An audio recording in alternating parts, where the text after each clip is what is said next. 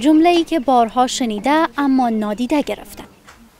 میگوید شنیدن همین طعنه و کنایه ها قوی ترش کرده. کسی که از 3 سالگی پولیو راه رفتن را برایش دشوار ساخت. یعنی اگر در مکتب بوده، اگر در آمادگی بوده، اگر در راه بوده، از سریعتش به من گفتن او تو معلول هستی، تو نمیتونی.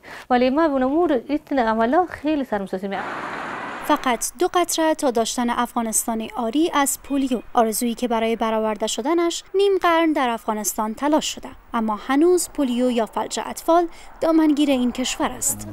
مسئولان مبارزه با پولیو در کابل ناامنی و ناآگاهی را موانع اصلی رسیدن به این آرزو می‌دانند. در سالانه در افغانستان حدود 9 دور یا 10 دور کمپاین می داشته باشیم. پلان میکنیم که این کمپاین‌ها تطبیق شود و این کمپاین‌ها ما به 2 دسته تقسیم میشه. یکی کمپاین‌های سرتاسری ماست که در تمام ولایات افغانستان باید تطبیق شود و اوجا اطفال مورد هدف هم شمارش به حدود 9 میلیون 9 میلیون می باشه و یکی هم کمپاین‌های فرعی و یا اختصاصی است که مختص در مساحات که خطر انتقال گردش و سرایت ویروس پولیو بیشتر از در اونجا تطبیق میشه.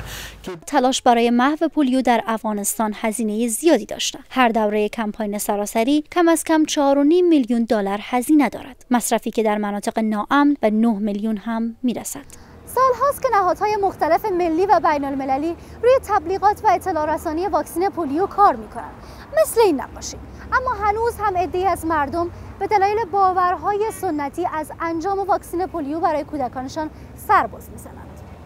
در کابل یکی از مراکزی که خدمات واکسن پولیو را ارائه می‌کند، مشخصاً 3 روز در هر ماه.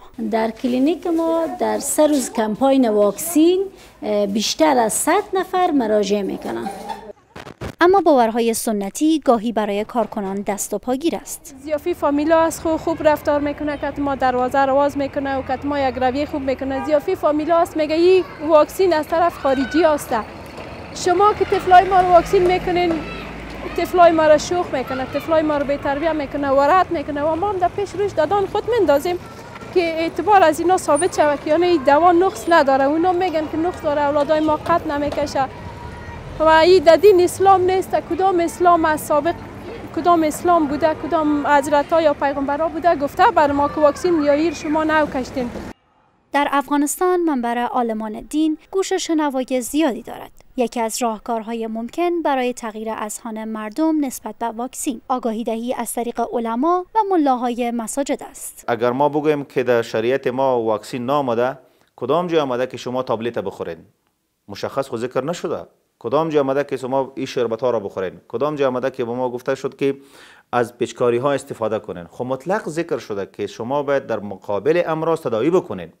تداوی عباد الله، عبادت بنده های خدا شما تداوی بکنین در مقابل امراض.